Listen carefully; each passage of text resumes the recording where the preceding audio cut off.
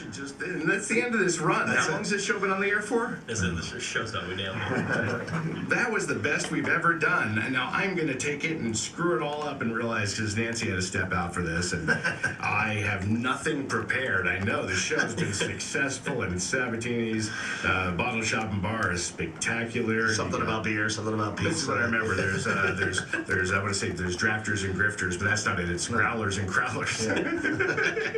Yeah. I'm a little medicated as well, so that's going to add to the fun. But anyway, I'll get to all this stuff in just a second. 1 second, guys. Just bear with me. Phil, Coffin Traffic Guy's here, and I think Lindo brought him a special beer today, and we'll get to that in just a few. Am I right? Yeah, we're going to drink beer. We are going to drink some beer today. Up first, though, let's just say hi to Bill from mybeerbuzz.com. Bill, good morning. Hey, happy Friday, everybody, and hopefully there's no clicking noise today. Yeah, we've been having some issues. I have a feeling you're made of dominoes. That's my theory. Your bones are dominoes, and they just click, click, click, click, click. Again, this might be the medicine. I shouldn't have called from my freezer, and my teeth are chattering, and it was just a bad choice I made. That could be it as well. But so what do we have going on today? We do have a BeerBuzz, and we're going to open this to guesses. And you guys can guess. Lindo, you'll probably get it right, but Phil and Jason, you could probably guess and maybe get it right. What is the world's most famous beer? Ooh, the world's most famous beer? Yeah, yep, known worldwide, the most famous beer in the world. Schlitz. Is that still a thing? It's not Schlitz. You think they know about Schlitz in Cambodia? I've been to Cambodia, and they go, "You're American?" I go, "Yeah." They go, "You have Schlitz?" I go, "Yeah." I gotta say, it was a toss-up for me between two beers, one of which was correct, one of which was a close second. So I went two, but I didn't guess right. I was gonna say, if you start guessing your own question, that'll be messed up. I would immediately just jump to Budweiser, but Bud or Snow. I don't even know Snow, but now. You gotta be careful because it's the world's most famous beer. It's not the world's biggest beer. So, I'm gonna guess Heineken. Snow is the biggest, right? Snow's the biggest. Heineken's a good guess as well. I guessed initially, now, and these are reader questions, Jason. I didn't make up the question. These are reader questions or listener questions. I guessed Guinness because Guinness is like everywhere. That's a good guess. But it was not Guinness. Guinness was actually the second most famous. The most famous, and somebody already said it, was Budweiser. And a joke guess and a right guess. Look at that. I'm knocking it out of the park. I know. Well, it's all over the world. When you think about it, it is in almost every country, and they produce 49.2 hectoliters of beer a year. And if you do the math on that to get to gallons, that is 1,299,716,400 gallons of beer a year. It's just easier to say it's a hectoliter of a lot of beer, something like that, right? That's I figured about Budweiser just because it shows advertising works. Does anyone else advertise as much as Budweiser does? They also own everything. They do own everything now too. So okay. Yeah, and so we have some beer news today. Our first two pieces come from Grand Rapids, Michigan, from Founders Brewing Company. They will be adding a beer called Green Zebra Goza. And a Goza is a historic German style of beer that is salted and has fruit in it typically. And this flavor will be watermelon, peach, and pineapple. I'm sorry, the watermelon, peach, and pineapple flavors, 3 different beers. That will be 4.6% ABV, 10 IBU. And it will be packaged in 12-ounce cans. They will also be releasing a new beer as part of their all-day series of beers. These are sessionable beers that they've been putting out for quite a while. They'll be adding all-day West Coast Session IPA. That will hit 4.7% ABV, 35 IBU, also 12-ounce cans. The brewery in Placentia, California is teaming up with Firestone Walker, and they're collaborating on a beer called Agave Amigos. And it will be aged in mezcal barrels, and the beer itself is a wheat wine ale, which is a really unusual style. We have featured them on the show every so often, and we'll have to do one again so you get a chance to taste a wheat wine.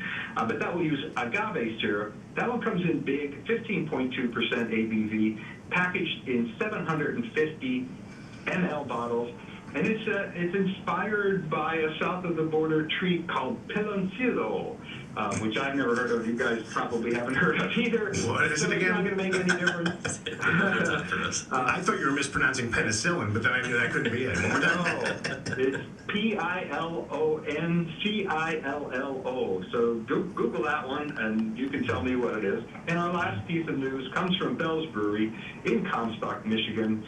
They're adding lager for the lakes. And if you've been following along with Bell's for any length of time, you know they have a beer called Lager of the Lakes. This is different. It's lager for the lakes. It will hit 4.8% ABV, and it will be packaged in 12-ounce cans. A lot of 12-ounce cans in our news today. But that's our beer news for the day. As always, you can click on the Breaking Beer News tab on mybeerbuzz.com for all the details. I'll tell you, those subtle changes are just confusing. I'm not trying to knock them at all, but I know when they made the original, I think it was called The Texas Chainsaw Massacre, and then they made Texas Chainsaw Massacre just recently as a sequel. Yeah. It gets confusing. Those are different movies. Yeah. Yeah, that was the big difference. One was a sequel, and it was like, just come up with something. Part 2 was really clear for everybody. But anyway, all right, I found all this stuff here, and I want to make sure I get this all out of here. Friday Beer Buzz, obviously powered by, sponsored by, powered by, whatever, Sabatini's Pizza and Sabatini's Bottle Shop and Bar in Exeter. And here's the part I got all wrong, and I'm so sorry. Grifters and drifters. Grifters, drifters. Movers and shakers. Sabatini's area's greatest selection of rare, craft, and imported beers, growlers and crowlers, and 37 rotating drafts at Sabatini's Pizza and Sabatini's Bottle Shop and Bar, Wyoming Avenue in Exeter. So I think I give you like a C for that today. Your timing was off. Your Really bad. pauses, wrong words. I'm trouble with the We're voice. grading on a curve, too, here. We're grading on a curve. You know what? You know what's going to be definitely better than that? This beer. This beer, all right. Yeah. Bill, if there's one beer I wish you were in the studio to try, it's this one. This is an awesome beer, and I don't really want to drink too much in the morning, but this one's going down way too easy. Oh, yeah. This is I saw when Phil came in, and Phil is like he's like a beer guy. Yeah. Like I've known you now for a couple of years, Lindo, but I'm pretty sure you and Phil might be best friends already. And I think I have your phone number. I think like he came in, and this is what Phil said off the air. Ooh, when he saw the beer, and I'm just like, oh, it's so yellow. Let me taste this thing. One of my favorite Belgian breweries, and I've had the pleasure to visit this place. It's St. Bernardus, and they have a 75th anniversary that they've been celebrating for the it got messed up a little bit with COVID, so they actually did it last year, and we were just able to get the beer. We're going to be releasing it tomorrow, and we have our friend Nick coming from D&V, who is the importer. He's going to be coming up from Florida to help launch this tomorrow. It's going to be available for sale at Sabatini's. What's it called again? This is St. Bernardus 75th anniversary special beer, pretty much. Quick take on this, Phil. Is it from your educated palate? Ooh, I just have yummy. Yeah. And they call this a festive triple. And if you know Belgian beers at all, they have singles, doubles, and triples. And really, triple sort of equates to the amount of malt that they put into the beer. And we talked about this before. When there's that much malt, it generates much more fermentable sugar. When it generates more fermentable sugar, it generates more alcohol. This big boy hits 8.7% ABV and 30 IBU. And they are only releasing 11,000 bottles of this beer.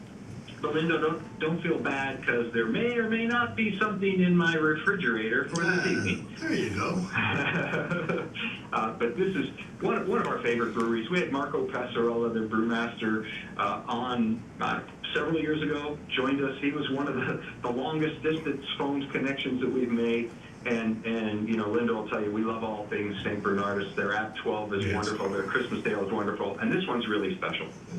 The presentation's really cool. Let me just make sure, Phil, Phil's in the studio. You're trying this beer. Your quick take, and then I realize we're running. Yeah, I mean, I'm always a fan of the Tripel, but this definitely goes down smooth. And I don't know if there's probably not a controversial opinion, but me as a beer drinker, I like I guess the best way you can describe it is when you can taste the ABV a little bit. Just when you know that you're drinking something with a higher ABV. A little bit of the burn. Yeah, it's the little bit of the burn that it goes down smooth for me. It's like if you're a beer drinker and you're one of those people who also might, want to treat themselves to like a glass of whiskey every once in a while, but like Tripels and like this right now, I could sit by a fire right now, chill out, have this in the glass. That's what I want to do right now. Let's go find a fireplace and just sit around and drink this. I told you, best friends. Look at this. In my chest, I feel, oh, it's warm. So Yeah. I get that's how I would have described it, but that's a really good description. Linda, this is good stuff. I call that boozy. Yeah. I mean, and the package is really nice. It's a nice tall bottle if you're looking for something to bring to a party. If you want